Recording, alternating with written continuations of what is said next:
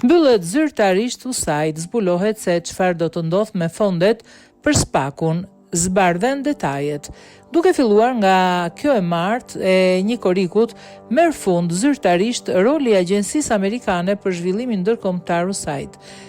Sekretari Amerikan i Shtetit Marco Rubio, përmes një postimi zyrtar në Departamentin e Shtetit, njoftoi ndryshimin në mënyrën se si do të menaxhojnë ndihmën e huaj, duke u shprehur se për amerikanët dhe shumë njerëz në gjithë botën, një korik u shënon fillimin e një epoke të re të partneritetit global, paqes, investimeve dhe prosperitetit, gjatë rishikimit të mira programeve dhe mbi 715 miliard dollarëve të shpenzuara gjatë dekadave,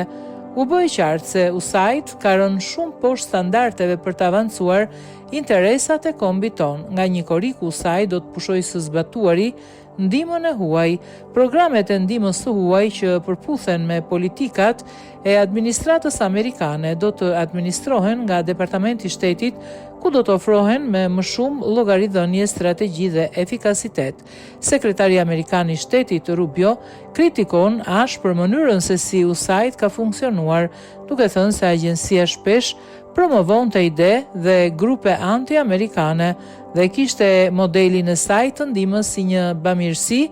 dhe jo si një instrument të politikës jashtme që shërben për interesat amerikane.